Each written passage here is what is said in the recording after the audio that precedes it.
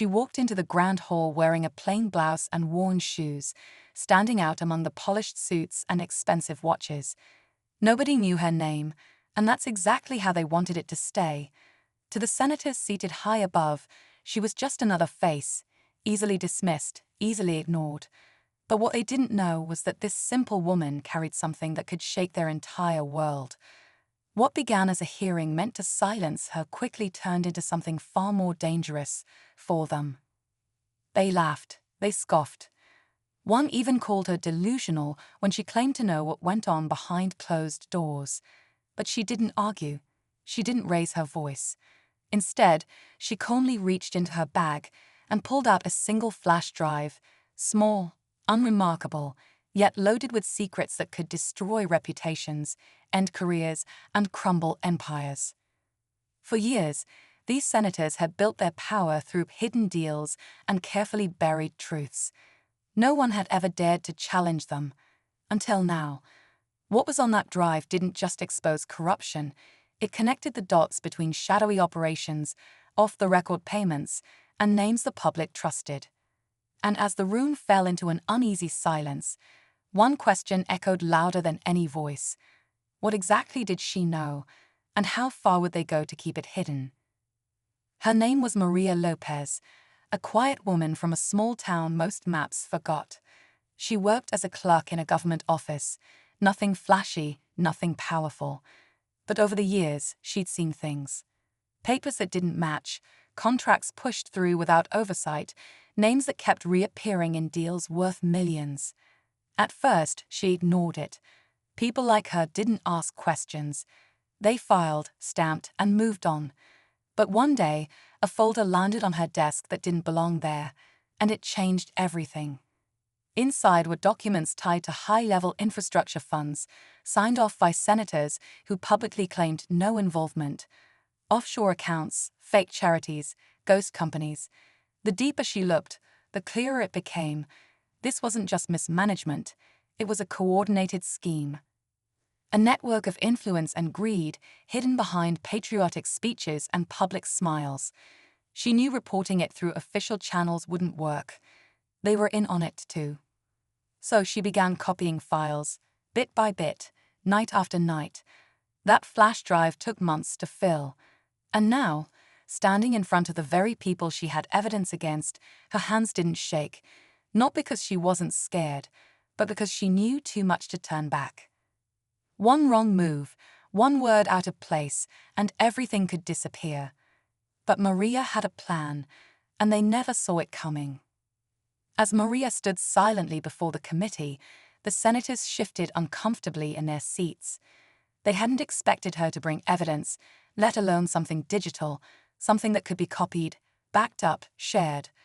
One of them, Senator Blake, leaned forward, trying to maintain control.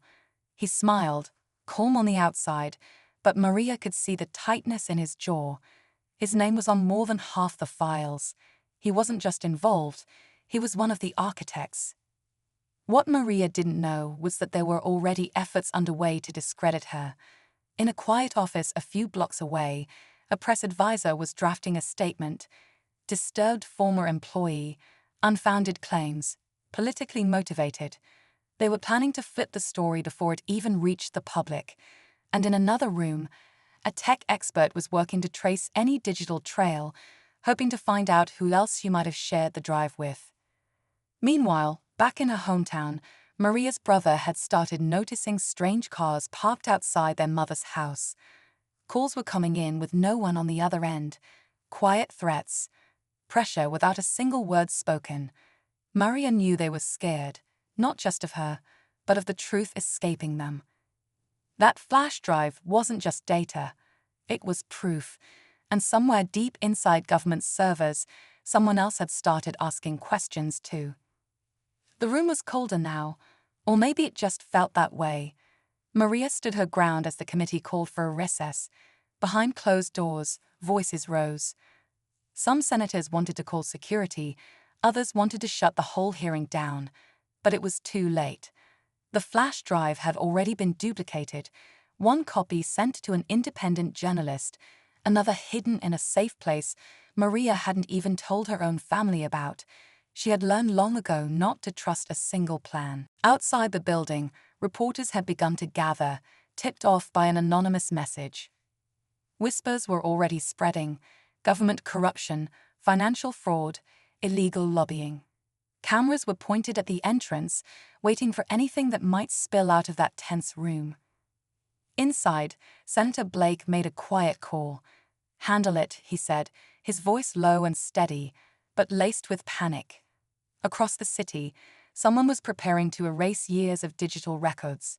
Emails, payments, fake charities, gone with a keystroke, unless Maria's files made it out first. Meanwhile, the journalist who received Maria's message was sitting in a small cafe, scanning through the files, eyes widening with every new name. These weren't just local officials, this went up the ladder. People with real power, national influence, and someone close to that journalist was already being watched. Maria had lit the match.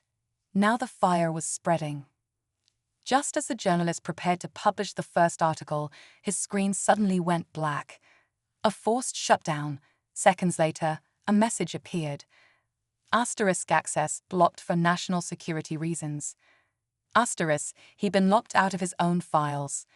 The story was bigger than anyone thought, and someone at the highest level was already pulling strings.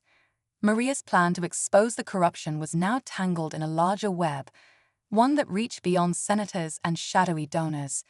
Intelligence agencies were now involved, and not all of them were working to protect the truth.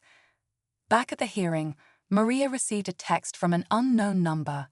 Asterisk, you've been compromised. Don't speak, get out. Asterisk, her heart raced. Was it a warning or a threat? She scanned the room, trying to read faces. Senator Blake was on his phone again, whispering. The others avoided eye contact. The walls felt closer now, the air heavier. She wasn't just dealing with corrupt politicians anymore. This was a system built to protect itself. Meanwhile, in a quiet apartment across the city, a young analyst at a federal cybersecurity division had stumbled upon a strange pattern. Repeated data deletions, encrypted emails between government offices and offshore servers. He didn't know Maria, but her file had been flagged, and it didn't look like a threat report. It looked like a cover-up. The story was no longer just hers. Now, others were waking up to it, and someone didn't want any of them to make it to morning. As security closed in around the hearing room, Maria made her move. She stepped forward, calmly placed the flash drive on the committee table, and spoke into the microphone, her voice steady. If anything happens to me, this data is already in the hands of people who can't be bought. Her words cut through the tension like a blade. Cameras were rolling now. Someone inside the room had started live-streaming the session without warning. The truth was no longer in one person's hands. It was out. Across the city, the young analyst had secretly restored a backup of the files and forwarded them to several trusted contacts, including a global news outlet. Within minutes, documents began appearing online. Real names, real evidence. It couldn't be stopped now. The journalists, blocked by official channels, took the story to the public. Hashtags trended, protests began, and one by one, those involved in the scandal started resigning. Senator Blake didn't speak to the press. He vanished from public view, and rumors swirled about an emergency meeting held behind closed doors.